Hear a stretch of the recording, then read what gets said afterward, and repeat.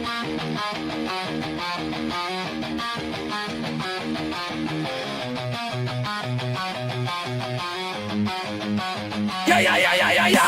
Wake up with coffee and sports. Sunrise glow, listen coast to coast.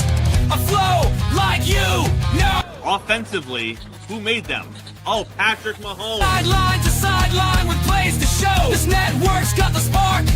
When you put up 300 yards rushing against someone, that you got your butt whooped. I feel like I would have liked to see Oregon, Ohio State in the semis, not the quarters.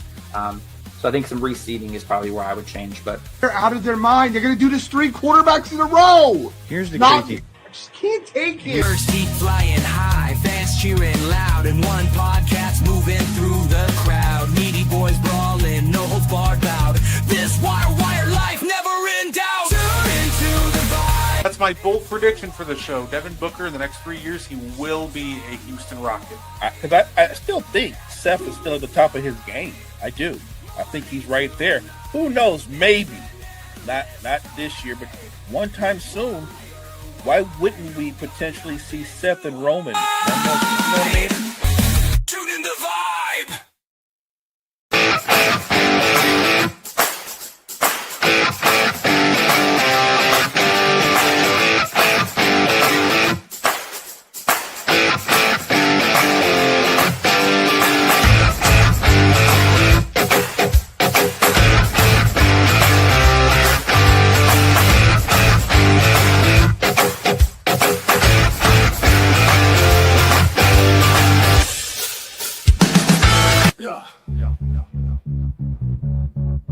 Gardi on the mic tonight. News coming in left and right. Oh, better with the latest fight. Gene's got that insight tight. Champions rise and they fall. Wire to wire, got it all. Every move in every brawl. Tune in for the curtain call. Wrestling talk all night long.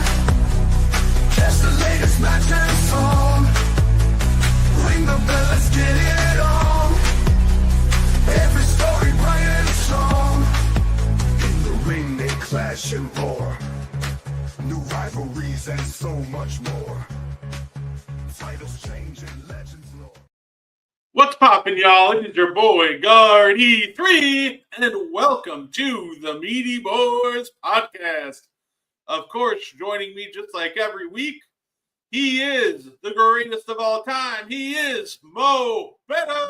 How you doing, Mo? Doing great, Brett. Welcome, chat, and everybody else joining us. Let's get into it. Let's talk some wrestling. Alrighty. You know what?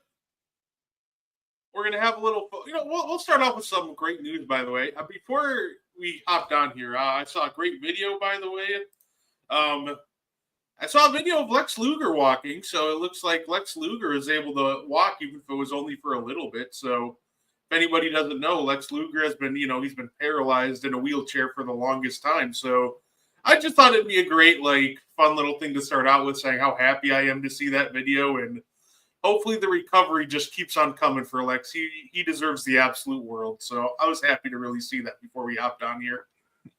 Love it. Shout out to the total package. Hope he continues down that healthy path. Yeah, agreed. You know what?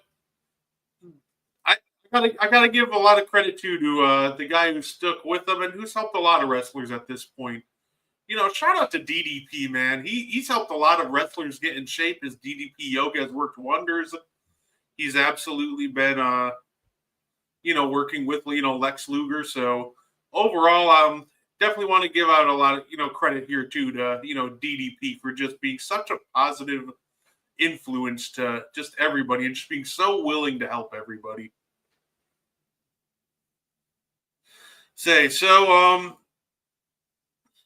By the way, and I did want to there's a unfortunate bit of wrestling news that did really hit some, more mainstream news outlets. And it's really unfortunate that it came down to this. So, we had an independent wrestling event, as a promotion run by, former, say it was a promotion. It was actually a WWE ID school, which they've, cut ties with them at this point. But what ended up happening was they planned a spot with the son of UFC fighter Rampage Jackson, Raja Jackson. And earlier in the day, he was supposed to do a spot with a gentleman by the name of Psycho Stu. And earlier to try to build up some, I think he's trying to build up some hype for the match. Psycho Stu hits him over the head with a soda can.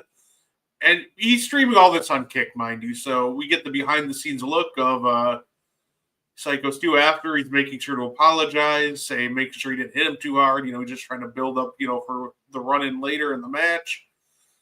And Raja just proceeds to, he told them at the time, yeah, it's okay, don't even worry about it. And then proceeds to do a double leg takedown, which was planned part of the show. And proceeds to punch him in the face 22 times and put him in the hospital. Now the police are involved. It's a mess.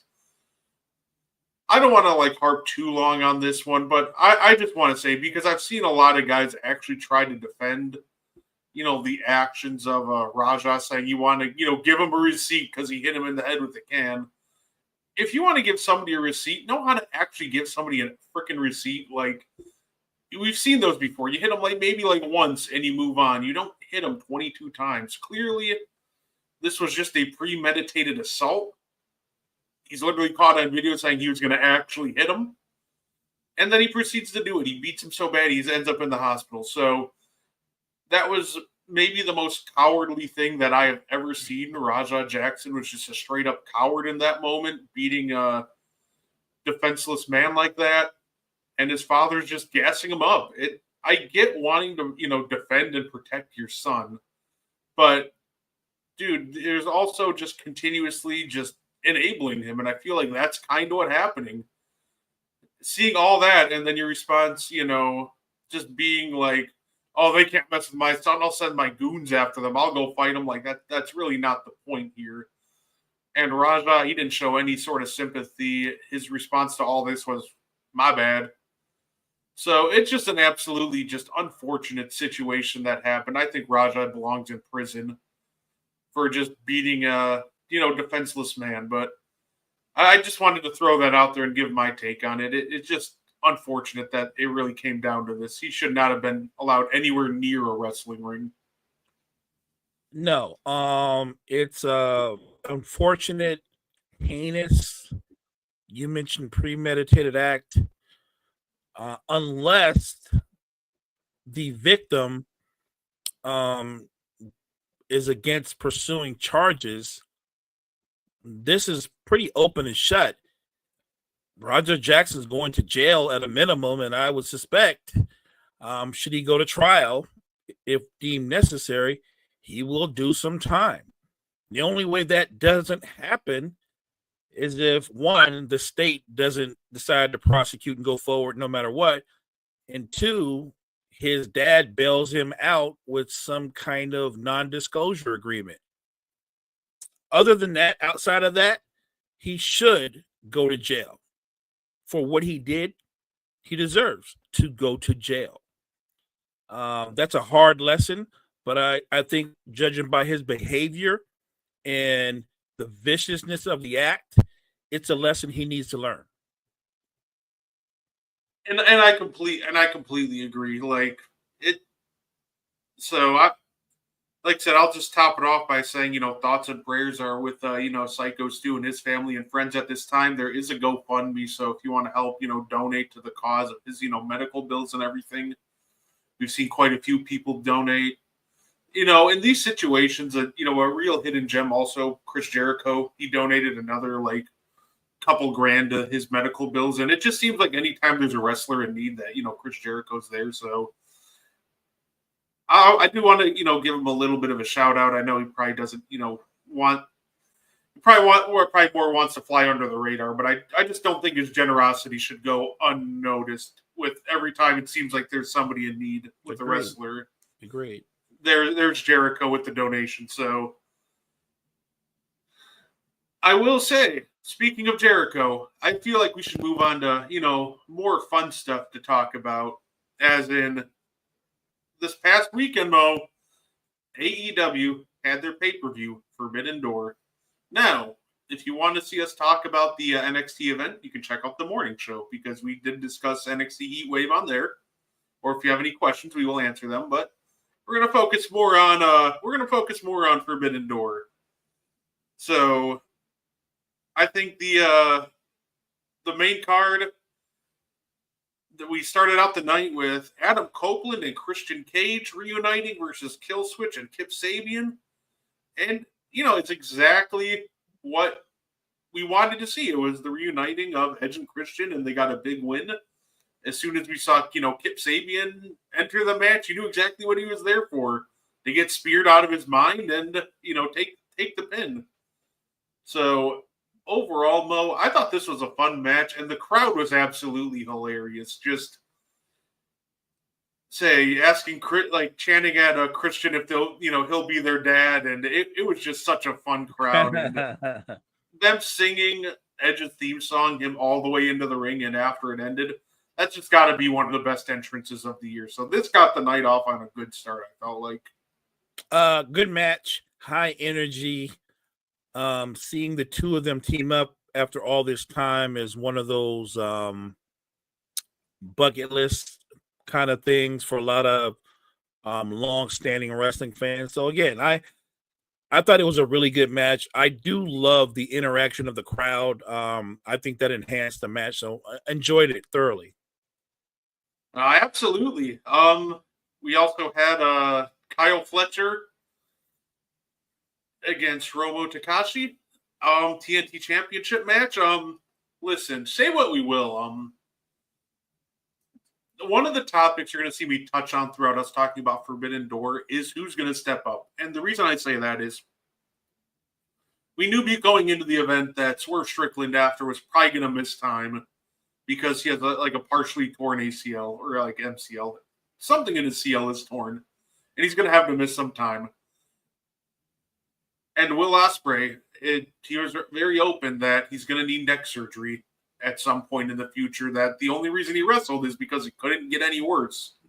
So I will, watching tonight, Mo, I think Kyle Fletcher's one of the guys that maybe you look to push more going forward. Those are two massive holes, and I don't think you can fill it with just one man. And I think it's going to take an army to replace what Swerve and Ospreay bring to the table, and I think Kyle Fletcher's going to be one of those guys that you're going to maybe push more heavily going forward. He was terrific again at Forbidden Door. I think you have to lean on him and some other young talents. I agree. It'll take more than one person because of how big both Ospreay and Swerve are. And they're two of AEW's biggest superstars. So that does leave, I guess, a gaping hole at the top of the card. But what I would say is it also leaves an opportunity for some of the young up-and-coming stars to get a light shown on them. No, absolutely. I think the biggest people I want to see push, though, in their absence, I think to me, this is the answer is right there, Mo. And I think it's the women. Look, first, we'll start with talking about this TBS title match. Mercedes Moné, Alex Winsdorf, Persephone versus Bozilla. They all showed out. This was a fun match. Mercedes Moné, first off, sometimes you see when a bigger star enters the match, they'll just they'll chill in the background and let everybody else bump for each other, and they won't be necessarily willing to bump and for others, etc. Mercedes Moné is so selfless that she was just doing everything in her power to make sure everybody looked as good as possible. It's not always the case you see with some of the bigger stars, but she absolutely delivered.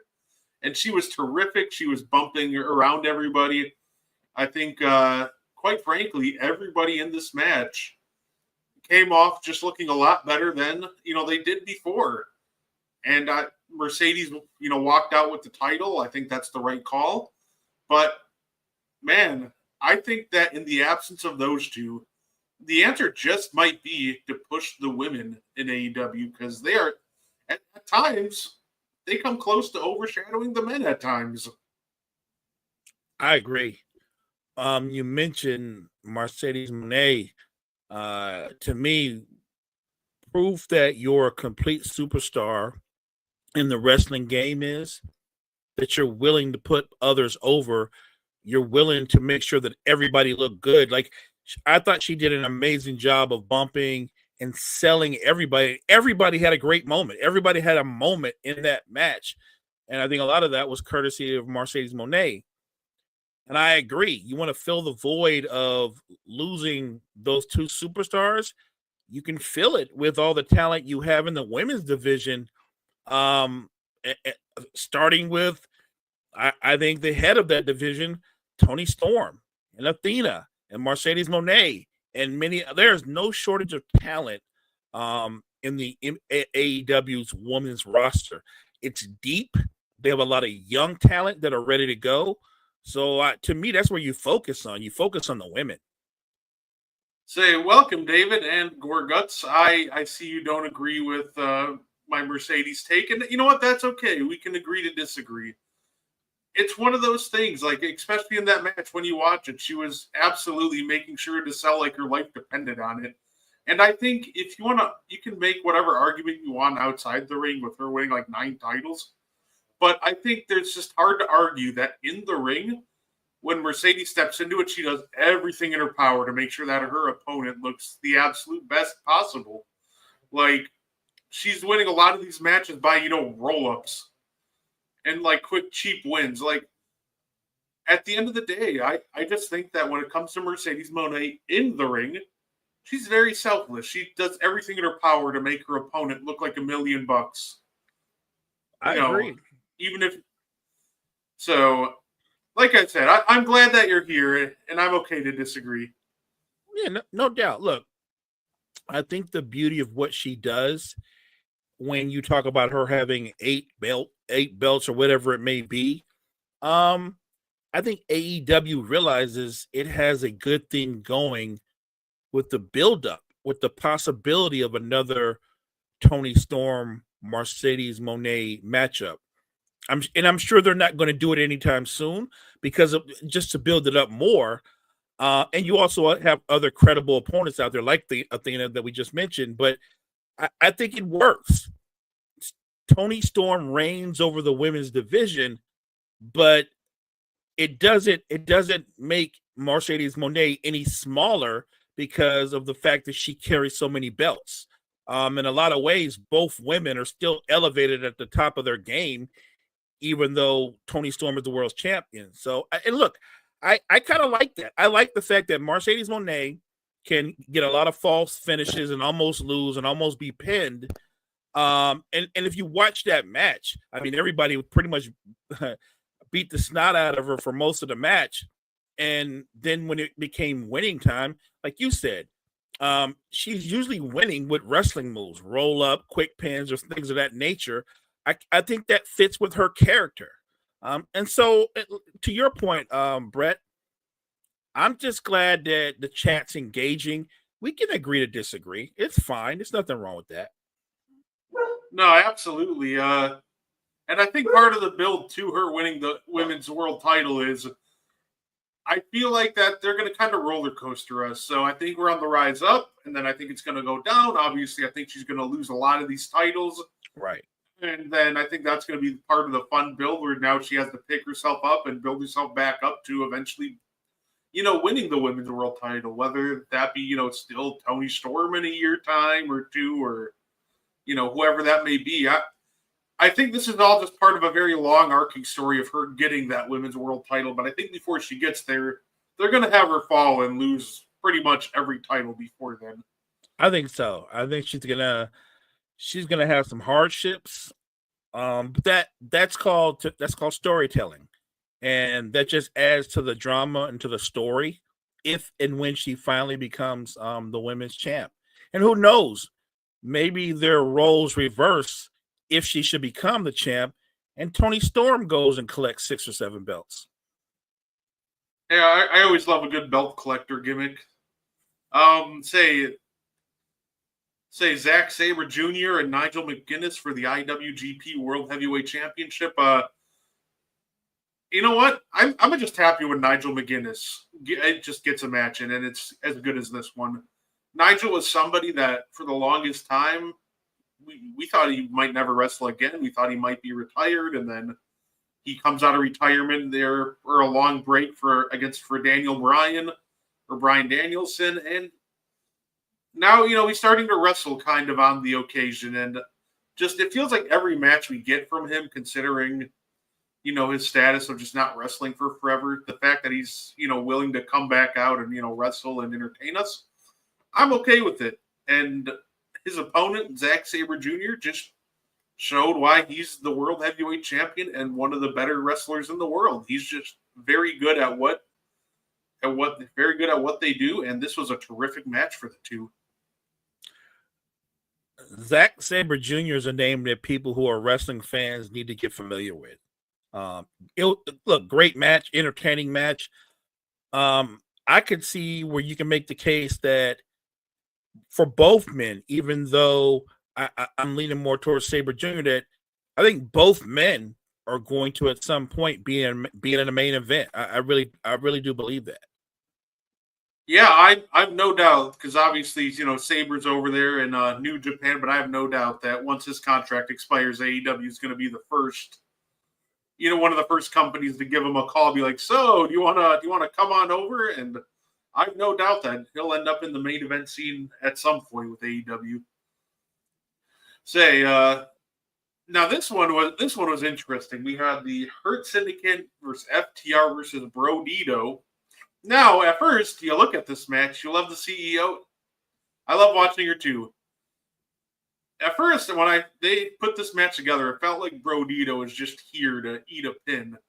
Right. What I didn't expect was Bro Dito won the World Tag Team Championships by pinning, FTR. The Hurt Syndicate got taken out by Ricochet in the Gates of Agony. And if people remember that this is kind of part of a long-term storytelling, when the Hurt Syndicate first, came to AEW, Ricochet tried to, join up with them, and they embarrassed him, and he finally got his get back. So it was just a nice little bit of a long-term storytelling, a great way to take the titles off the Hurt Syndicate without making them look weak and giving them something to, pivot to. So I thought that this was, great. And I love the surprise. I'm always here for surprises. I like it when my wrestling's not predictable. So the fact that Bro Dito did come out with the tag titles, I thought this was a great bit. Even though it looked a little clunky at the end, I'm not going to let that overtake the fact that they hit me with a swerve I genuinely didn't see coming. Surprise ending. Honestly, when they first announced this match, I thought, well, Hurt Syndicate are going to retain. I'm with you. I like being surprised. Even as I was watching the match, I thought Hurt Syndicate pretty much dominated the match for the most part. And the end of the match, I was stunned. I was stunned as anybody else. And you're right. It is part of a larger, longer leaning story. But is it really going to be that much longer because now they turn their attention to Ricochet? Like, who does Ricochet want to get in a ring with? Like Shelton Benjamin or Bobby Lashley? Like, either one doesn't bode well for Ricochet. No, absolutely. I don't know if it'll be that long of a story. I think this could very well just be a very short, they'll have a match at All Out and that'll be the end of it. But what I think the most important part is, I think it just frees them up from the tag team division. And maybe it's time to get Bobby Lashley pushing towards the world heavyweight title scene. I feel like that's just a matter of time. Do you think Lashley's going to be back in the world title picture? I mean, because I feel like it's already pretty crowded. I was thinking that maybe the Hurt Syndicate could. I don't know how they would do it, but look, there's a will, there's a way. I would not mind seeing the Hurt Syndicate knock horns with Samoan Joe and his crew. I could see it. I think that's also a very realistic option because they do have the Trios title in AEW. Exactly. And I could see them pursuing the Trios title, but it's interesting, right? With because I feel like all roads end up leading back to revisiting this MJF Hurt Syndicate feud. because I don't know if Ricochet attacked them of his own free will. I feel like they're going to end up revealing somehow that MJF was involved in this attack because the Hurt Syndicate did kick MJF out of this group. So Yeah, I could actually see that happening. That storyline makes better sense. yeah, so I could absolutely see, with either them getting into the world title picture, option B, them kind of feuding with Ricochet and the Gates of Agony, and then at some point MJF is just going to be like, surprise, this was all my doing, and then it just reignites the Hurt Syndicate versus MJF feud. They were getting on my nerves. They were a pain in my set. Fair enough. Granted, their theme song is very catchy. I love the We Hurt People theme. That's just so great. Sometimes less is more with theme songs, and a theme song that just repeatedly says We Hurt People has gotten over so well with the crowd. Simple and to the point. We had Okada versus Swerve Strickland. This obviously we had Okada wins, and then we got the return of Wardlow to take out, Swerve, so Swerve can go, recover. Right. I will say, as much as I love to see the return of Wardlow, I think he needs to be the last addition to the Don Callis family for a long while, because I think they're at the point where maybe they have the perfect amount of members now. But if we start adding any more members, this is going to start feeling very NWO-esque. We're like, oh God, you read my mind. You read my mind. Yeah, it's like I don't need half the locker room to be part of the Don Callis family. Like, right. I'm sorry. Right. Factions are supposed to be factions, but there should be a limited amount of members. Say Mark Briscoe finally gave MJF a butt kicking, and for Hangman to retain the title, he did. I love Wrestling Logic. Because it's the only business where you can casually break so many laws and nothing happens.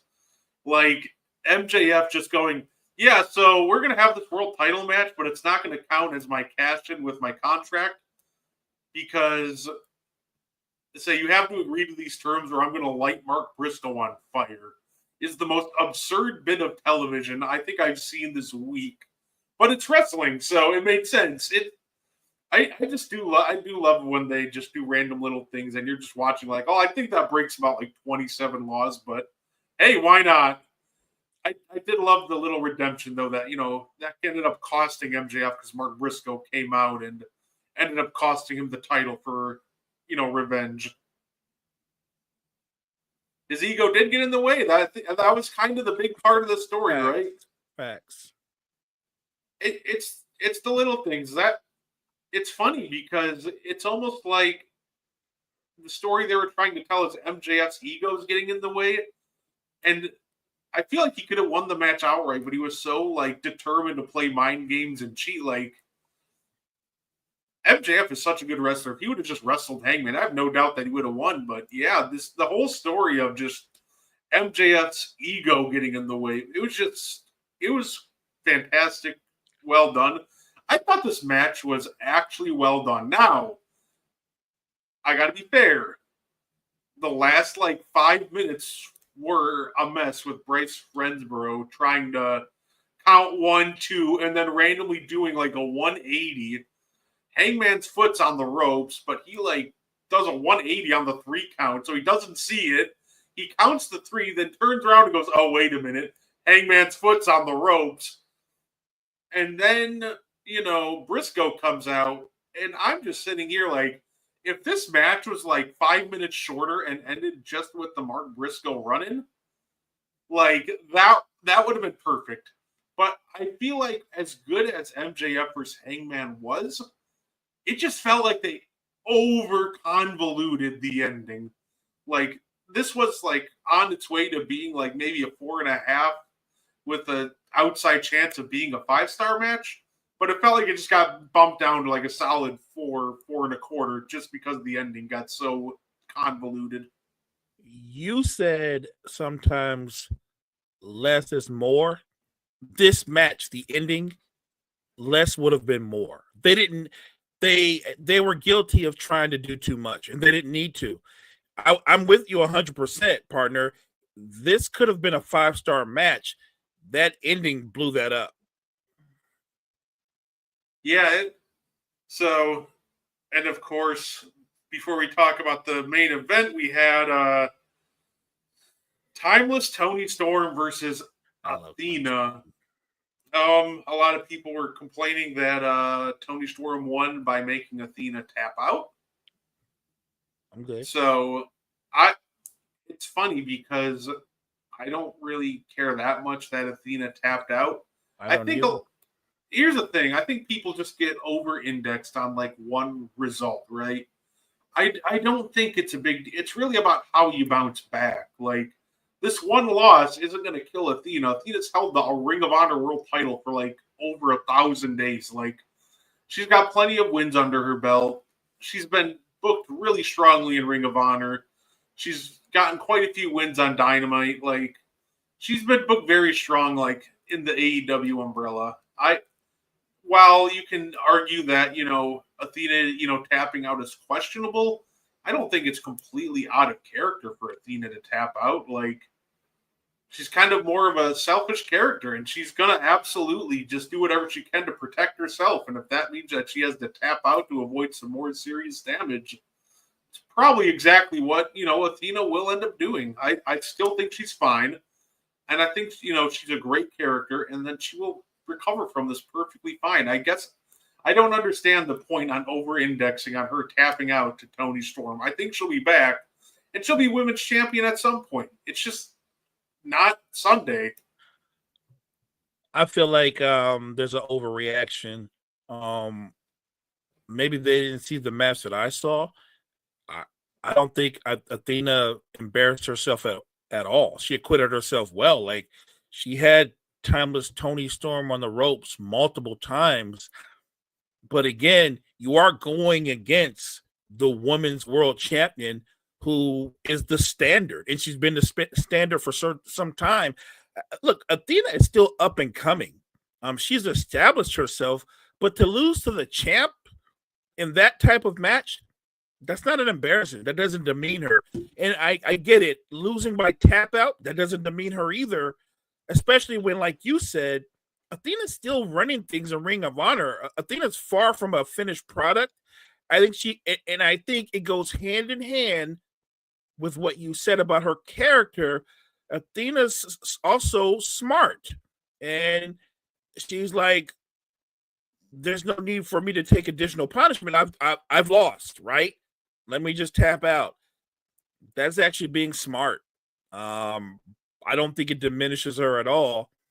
If anything, it just shows you another side to Toni Storm, that Toni Storm can win in a variety of ways, and she beat Athena by tap out. And also, obviously, there's also they had run-ins with Mina and Billy Starks on the side, Right. So Right. they made sure that Athena was protected. I know people would love to see Athena get her crowning moment as the women's champ, but I think before we get there, you have to finish up her story in Ring of Honor. You have to have her drop that title. Agreed. I'm not a big fan of, I guess, having a double. It's going to be weird to say, I guess, but not double champs in the same company. I'm not a fan of. So, like, Mercedes about has like 9 belts, but they're all from different companies. I was going to say they're from everywhere. Right. She only really has the TBS title in AEW, and I think that's huge because you don't want all of your titles just being focused on one person. So I think that first we have to finish up Athena's story and title reign in Ring of Honor. Once we do that, then bring her up to Dynamite. Give her that women's world title win. Say, run another All In, in Texas, or run a big Texas pay-per-view and give her a big win in front of her home crowd. Like, you can build a great moment with her. I just think that people need to be patient. And look, maybe she doesn't win the world title.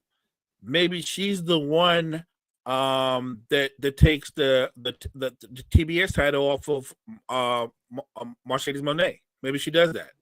That would still be a big win for her. That would be a big feather in her cap. So I still think Athena's on the upward swing. I enjoy watching her. I enjoy watching all the women in AEW if I'm keeping a buck.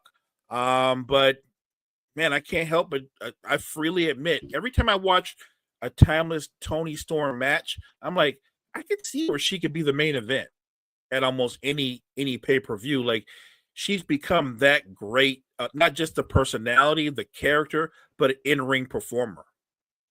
Oh, absolutely. I knew Tony Storm was going to retain the title over Athena. Fair enough. Gates of Agony need to be tag champs right now. Fair. Sky Blue needs a title push. I'd love to see Sky Blue get a nice push once she comes back into the fold. Agreed. And of course, we ended the night with a lights out steel cage in the main event.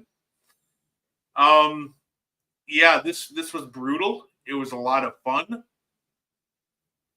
And there's just a lot of highlights. Like, I think maybe my favorite part of the match is so if anybody doesn't know, Hiroshi Tanahashi, who was a part of that match, is also on a retirement tour.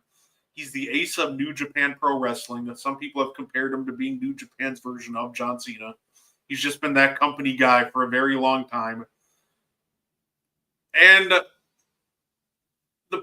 he's in his retirement tour, but man, his legs are like pulled pork at that point. You can tell his body's kind of done. He's doing everything he can, though, to give everybody their money's worth in his retirement tour, and I give him all the credit in the world.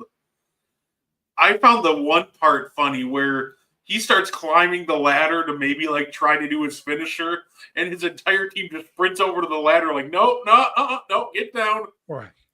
They decided that it's safer to have Will Ospreay do a moonsault off the top of his cage right before needing neck surgery than Tanahashi just jumping off the top of a ladder, just blowing out his knees. But there's that great spot. There's Darby Allin just throwing him and Gabe Kidd off the top of the cage through 4 tables.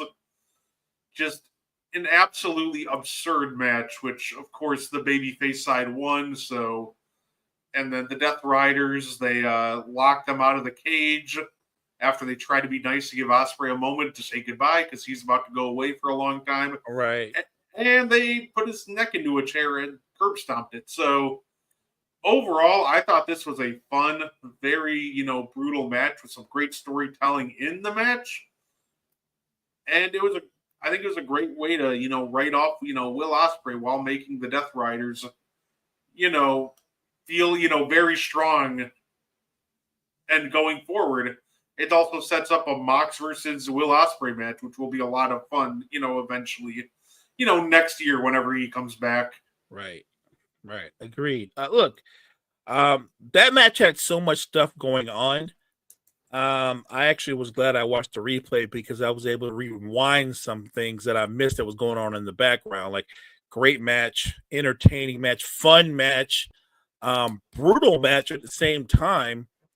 And I like that they wanted to give Will Ospreay his flowers, but they kind of had to give him his flowers the AEW way, where everything was fine until he got beaten down and curb stomped.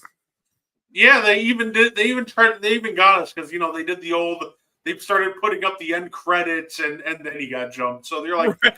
"Oh, we're getting a happy ending," and it's like, "Yeah, no, that's not happening." Right. They're like, no, happy endings, AEW style is a little bit different. And guess what? I'm here for it. I was entertained by it, and it just sets up for when he comes back. He's got a bucket list of people that he's going to go after. So I'm excited. Yeah, and of course, I think a highlight of that match too was, I'll give them all the credit in the world. This storyline with the Young Bucks losing their EVP powers, and now they're just getting ribbed by the production crew every week has got to be like one of the funniest things going on right now. When they got mad because they told production to put tax in a bag, and they loaded up a bag full of gummy bears. That was just a fun little comedic spot in the middle of an insane match, and I'll give them all the credit in the world. Right, the Young Bucks are a team that a lot of people dislike, but I think they've shown they have range. They are always putting on great matches. I personally am very high on the Young Bucks. I think they're one of the 5 greatest tag teams to ever step foot on the earth. They're just an absolutely terrific team. They can put on a good match. They can talk. They can work characters. been a driving force behind multiple companies in AEW and also a big driving force in New Japan, getting Bullet Club stuff to America. Like, I can't say enough about the Young Bucks. I think a lot of people dislike them, but I also think that some people really underrate just how good they are in pretty much every aspect of wrestling. But yeah, that's just kind of us talking about some Forbidden Door. I'm definitely looking forward to seeing what comes next. It's going to be interesting to see who gets pushed in the absence of Ospreay and Swerve. See what they do with the Wardlow and the Don Callis family. There's a lot of moving parts. There's a lot of interesting things they can do. Next pay-per-view is AEW All Out, and it looks like the only match we're getting for sure, it feels like, is Edge and Christian versus FTR, which should be an absolute banger. It's going to be in Canada, so that's going to be a nuts crowd. Let's say we're by the way, speaking of AEW superstars, it sounds like that Chris Jericho's time in AEW is coming to an end. There's heavily rumored now, Mo, that we're going to be getting Chris Jericho going back to WWE and possibly being a surprise entrant in the Royal Rumble next year. I don't know. Yeah, I don't see how that works that well. Only because when you look at how crowded the men's division is, you are bringing back a great name and a Hall of Fame wrestler, but this isn't Chris Jericho 2001. This isn't even Chris Jericho 2015. This is Chris Jericho closer to the end than the beginning. Like, I know we make a lot about Cena making his farewell tour, and look, everybody decides to walk away when they decide to walk away, but if I'm keeping it a buck, I think Chris Jericho he's closer to a farewell tour than he ever is to becoming WWE champion again. I don't think that's ever going to happen. They're not going to put the heavyweight championship around Chris Jericho's belt, not around his waist. It's not going to happen. I don't even know if they would give him a mid-card belt. If he goes back there, I just feel like in AEW, he's not only still one of the bigger stars, he has a lot more say over his destiny. When you go to the WWE, it's not the same. He will have little to no say over his destiny. Not when you look at those stars who are younger than him that are in their prime of their careers. I don't know why he would go back. But, you know, if he thinks it's the right thing to do, more power to him. It feels like him going back there is just going to be him going back to just lose to all the young guys and then eventually retire in WWE. Yeah, and I don't want to see that. I don't want to see him just, you know what I mean? I don't want to see him lose to Cody or get beaten down by Logan Paul, or, you know what I mean? I don't want to see that. I want if he's going to go out, I want Chris Jericho to have his own farewell tour. It won't be as big as John Cena's, but it'll be pretty damn big. He was that big a star. I'd rather him do that than become like the old veteran that can't win anymore. I don't want to see that. Yeah, it's going to be interesting. My question is, right, so obviously, he has a very iconic theme in Break the Walls Down, but he went to AEW and he got Judas, his own song, over. Very big. Like, people love to sing that. So I guess I'm curious to see what we're getting. Are we going to get him coming back to, Break the Walls Down, or is he going to come kind of new and improved to WWE fans and come in with Judas? Knowing the way the WWE does things, it would shock me. Absolutely shock me if he doesn't come out to Break the Walls Down. That's fair. I personally would love to see him come out to Judas, but I also just think that it's just like a catchier song to sing. Like, I feel like in terms of like crowd interaction, like that's the move. But I also know WWE, they very well could just go back and say, okay, break the walls down. Here's your list. Go get them. Right. Which I really hope that, I also hope, because I know Jericho likes to reinvent himself. So I'm just hoping that if he does go back, he comes back as another new character. That's always the most interesting part of me with Jericho. Just him constantly reinventing himself and becoming new characters. Just never becoming stale. Yeah, look, I if they have a new idea for him, a new storyline that fits him, because he can do everything. He's great on the mic, still a high level performer in the ring, still charismatic, can still cut a great promo. Maybe he comes back and he's part of a faction. I got no problem with that. Maybe he comes back and he takes over what's left of the Judgment Day. I don't know. This past Monday Night Raw was so good. It was. I did love this past Monday night. Let's say, it feels like that we're setting up for CM Punk, and obviously they're setting up for the Fatal 4-Way right now, but it really feels like that we're setting up for a CM Punk, Team Punk versus Team Seth Rollins War Games match at Survivor Series. I can see that. 100% I can see that. There was so much going on this last Monday Night Raw. And obviously not a shock with what happened at the end of the night. You kind of saw it coming. And especially after the conversation that Roman had with Jay, he kind of got in Jay's head a little bit. Not in a negative way. He told Jay, like, you can be friends, but everybody's not out there competing to be friends. They're all trying to take care of themselves. It's not bad advice to tell Jay to look out for Jay. And Jay's trying to be the peacemaker between LA Knight and CM Punk. And it's funny because watching the way they kept dismissing him, it felt a lot like the way Bianca and Rhea kept dismissing EO. No, and that's fair enough. I'm looking forward to seeing the women's division 2 how it plays out. I'm kind of salty, Mo. So I'm looking forward to the women's title match being at, Clash in Paris. Obviously, Naomi vacates the belt. I'm like, cool, they'll just have a match for the vacated belt at Paris with, right, Stephanie Vakir and who knows who. No, we're just gonna have Stephanie Vakir fight for the title against a mystery opponent on Monday Night Raw, and they're losing their Clash in Paris spot. I don't like that. I don't like that at all. Like, listen, I like Sheamus. And I think Sheamus and Rusev is a fresh and exciting match in 2013. But it's 2025. I think those two are going to have a great match. I'm not saying they're not going to.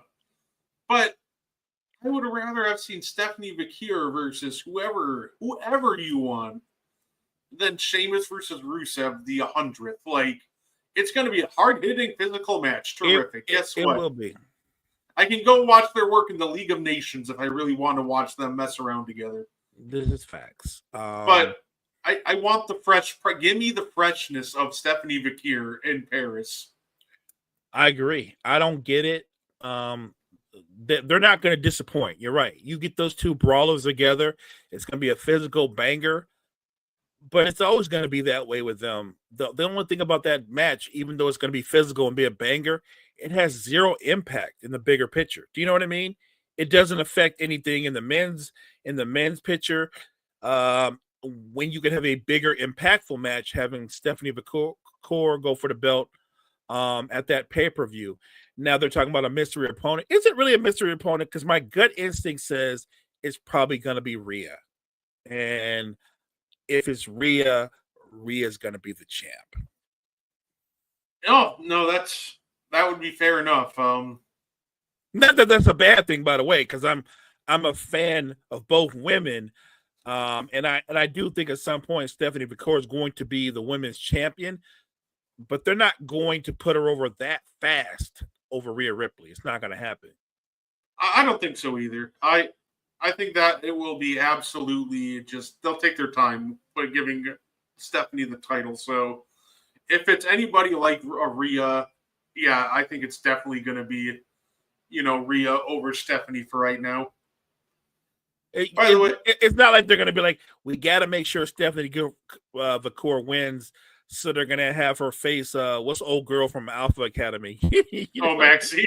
I'm not trying to be disrespectful to her. She's come a long way, but you know what I mean. Come on. Oh yeah. Speaking of Clash in Paris, we might as well have a little fun and try to predict the winners and losers of that card real quick. Sure.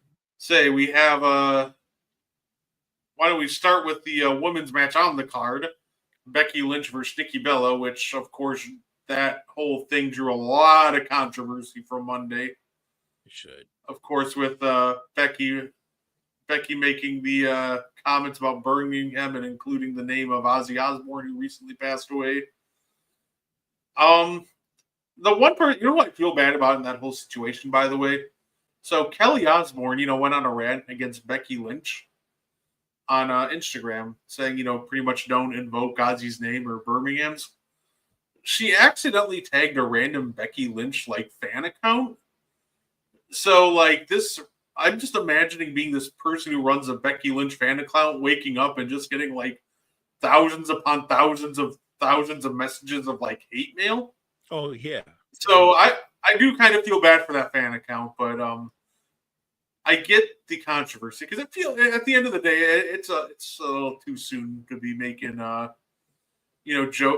guess taking shots at Birmingham and Ozzy to some. So I get why they should be upset about it. But I agree. It was a misstep, but I mean, in the heat of the moment when you say stuff, sometimes off the top of your dome, it doesn't hit right. That was a misstep. Oh yeah, it happens. I'm sure they'll probably apologize and end up moving on. But I guess the real question is, Nikki or Becky Lynch? Who do you think wins? I think we're going to both agree on this one. I think Becky wins. I completely agree with that. I think it's going to be Becky, and I think that's the only right answer for this one. I think if Nikki Bella gets another championship run, I think you see if you can convince Brie to come back and you can have a Bella Twins women's tag team championship run, but I don't think she's winning any individual titles in this run. No, not like I said, not at this stage in her career. I don't think so. I just think that when Becky gives up the belt, it's going to be somebody that's in their prime. No, that's fair enough. We got Sheamus versus Rusev. I think you probably just give the win to Sheamus in this one. What do you think, Mo? I'm going to go to Sheamus too. They're going to beat the hell out of each other. There are going to be tons of false finishes, but when it's all said and done, I think Sheamus finds a way to get the win. Oh, absolutely. We got the Tribal Thief versus the Tribal Chief, Bronson Reed versus Roman Reigns. This guy. And I got to go with Roman here. I know they're trying to push Bronson Reed hard, but if there's one thing Roman Reigns doesn't do, it's lose in singles matches. Every single loss, it's a tag match. It's a triple threat match. He hasn't lost in a singles match since obviously dropping the title to Cody. Cody at WrestleMania 40. And before that, it had been forever since he lost in an actual singles match. So in a singles match, got to give me Roman Reigns here. I'm going Reigns. I think Reigns wins the match, but because they're still trying to raise up Bronson Reed's profile, Reigns wins the match, and maybe after the match, Bronson Reed kind of gets his revenge. I agree with that. I think Roman's filming Street Fighter soon, so I think they'll probably just have him get tsunami'd out of the building to to send him off for that. Of course,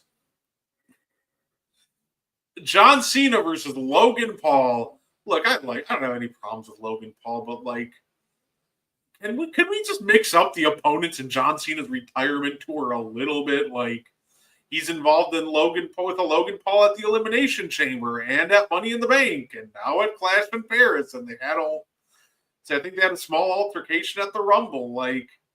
It just feels like they've had a lot of Logan Paul in this John Cena retirement tour, and that is not something I foresaw when it started.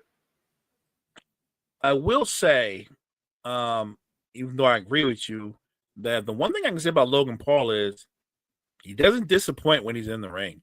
And if John Cena can summon anything like he did in the last pay-per-view, in the match against Cody, which I thought was phenomenal, I think this is going to be a terrific match. I think their styles clash, but I think they will complement each other in the ring. So I actually expect it's going to be an entertaining match, but I think John Cena finds a way to get the win.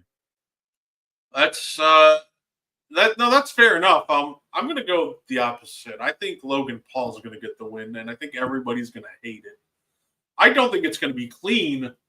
I just think that I'm going to take a slightly bold guess, because who knows if they'd actually fly him over to France, but I think we're going to get a Brock Lesnar running in France, and I feel like that. Oh, I got Because you have to start building to this match at WrestlePalooza at some point, and it feels like the spot is probably in Paris. Now, I think he's going to get involved, whether it be during the match, helping Logan Paul win, or maybe after the match. If there's no interference, John Cena wins. But and maybe he wins, but like Reigns, takes a beating after the match. yeah, you know what? I'm going to switch it. I'm going to say John Cena wins, but after the match, Brock Lesnar attacks him, because they got to start building to this 2-star classic at some point. You know what? Knowing Lesnar, he's probably going to F5 both of them. That's the real match. Oh, the internet would explode if Logan Paul versus Brock Lesnar was a match down the road. Those are two of the most hated people from the internet wrestling community. Of course, the main event, the Fatal 4-Way, are what should be the main event. I wouldn't be shocked if they had John Cena main event Paris, but CM Punk versus Jey Uso versus LA Knight versus Seth Rollins. It feels like the only answer here is Seth Rollins retains. It's just way too early to, pull the rug out of his title reign here. He's not losing. He's not. And the truth of the matter is, when you do a Fatal 4-Way, depending on the wrestlers that are in the ring against the champion, if the champion has the mindset of a Seth Rollins and everybody else in the ring hates you, but they all desperately want to win, they're going to beat the hell out of each other. Like Seth said at the end of Raw the other night, they're doing it for us. Yes, Seth Rollins is going to take his share of punishment. There's going to be a couple of false finishes. Seth Rollins is walking out the world champion. Yeah, and I completely agree with that. And Mo, I feel like we can wrap this up with this episode up with a little something fun. Now, if you follow the Wire to Wire page, you know that occasionally I will post some fun stuff, or the Meaty Boyz page will post some fun stuff. So I decided that we're going to have a little fun, Mo, and we're going to post my Mount Rushmore of Canadian wrestlers. And I want to see how many people agree or disagree. I got very mixed reactions on this. Okay. So, Mo, I'm going to start with the most obvious one I think we can both agree on. Bret Hart. The GOAT. Yeah. Say the next guy put on there, the rated R superstar, Edge. So far, so good. Can't go wrong. The next guy put on there, Chris Jericho. Still batting 1,000. Now, this last part is where I hit a little bit of turbulence, where people didn't technically agree with me. Some did, some didn't. Now, there's a lot of great Canadian wrestlers for this last spot. There's guys before you announce, you said people didn't agree with this last pick, right? I got some pushback for this last pick. Okay, but if you got pushback, I guess what I'm asking you is, who did most of the people think should have been in that spot? Did they give a name? Yeah. So a lot of people wanted the name Roddy Piper in the last spot, since he's technically Canadian. Yeah, I like the way you said that. The other names that got thrown out there were Kevin Owens or Sami Zayn. Kevin Owens is really good. So is Sammy. Owens is more accomplished. I got you. I mean,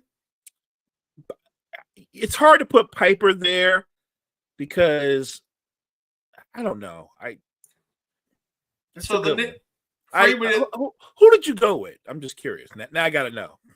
I put Kenny Omega from AEW.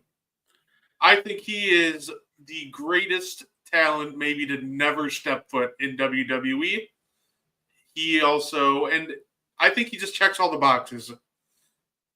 I was talking earlier about how I thought the Young Bucks were very influential in getting Bullet Club stuff to the United States and just kind of expanding their influence. Well, also part of that group at the time was Kenny Omega. He was also very influential in New Japan. He was one of their greatest talents.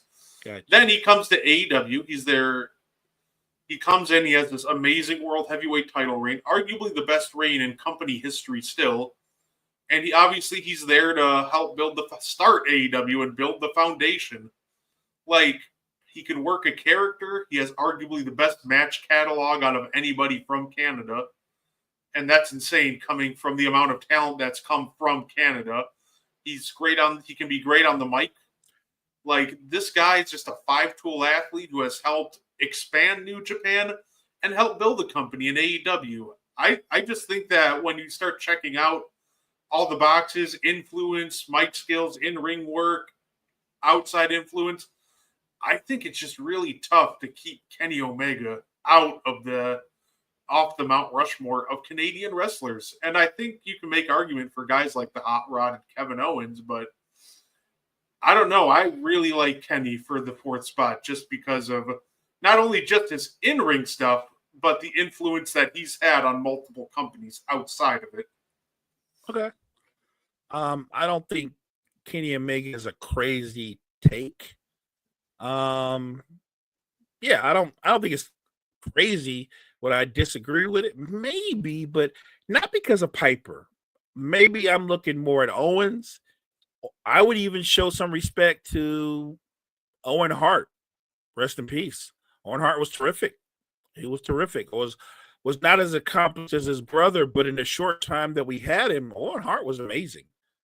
But I don't, like I said, I don't hate the Kenny Omega thing. I think he has a strong case to be on there. So I'm not sure why you got so much backlash, but I think it's a good pick. Even if I don't agree with it, I get it, and everything you said, you're spot on about. So again, I like your 4. That was kind of my second team, by the way. My second team of Canadian wrestlers. If I did a top 8, my next 4 were just Kevin Owens, Sami Zayn, Roddy Piper, and Owen Hart. So that last spot was really intense, just because when you start making a list like that, that's when you realize just how good Canada has been to us in terms of professional wrestlers. Yeah.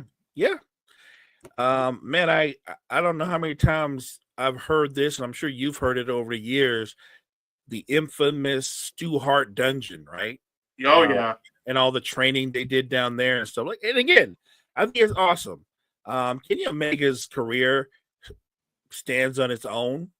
So, like I said, I get it, and I think he has a case. So I'm good with it. And I like the fact that you had Owen and the Hot Rod and Owens on your second 4. I love that. Like I said, strong list. I got no problem. What's the beef between Penta and the New Day? Penta accidentally, he injured Xavier Woods' neck, so now him and the New Day apparently have to have an ever-long blood feud. It seems comical to say the current version of the New Day is in a blood feud. Not when they've got that clown Waller as their, I don't even know what he is. He's like a valet to them or something like it. They're so bad now. I really think they should consider retirement. I just think they need to turn face or just change the direction. I feel like a face turn just has to happen. Scrap this heel turn. It feels like the direction they're going is going to be Penta and Rey Fenix versus the New Day. And if you'd have told me that match was happening as soon as Penta got signed right after the heel turn happened, maybe I would have been like, oh, that's awesome. This is going to be so cool. But genuinely, this heel turn for the New Day has been so bad. Like, I'm just kind of So like, bad. the match will be fun, I guess. But, like, I also just truly do not care about the New Day to an extent where they're Lucha Brothers. I'm just like, yeah, just squash them and move on, please. I'm with you. I'm with you. I need them to turn face again. And look, the thing about Woods and Kofi is, I know they're not at their peak as performers, but they're entertaining guys, and they're actually funny and entertaining on the mic.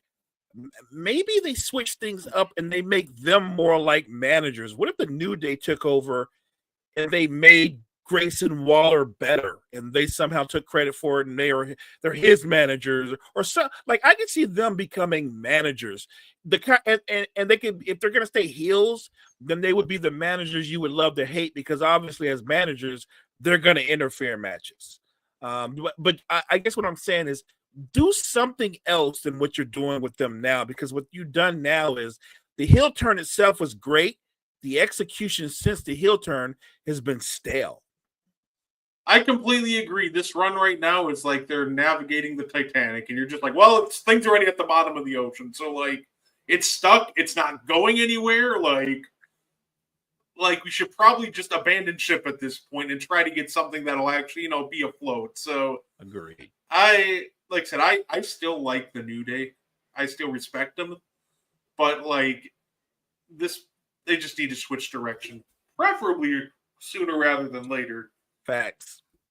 Believe me, we all have our favorite wrestlers that just have that gimmicks that you're just like, oh my gosh, please change your character. Chris Jericho's, ironically, was his latest one. The Learning Tree was not good. They all have the characters. Roman Reigns was the big dog. That was really terrible. So to me, that's where the New Day are. They're just kind of in that big dog area where you're like, listen, I like you. I see the potential, but, like, please. Where's Otis at? Catering? Catering.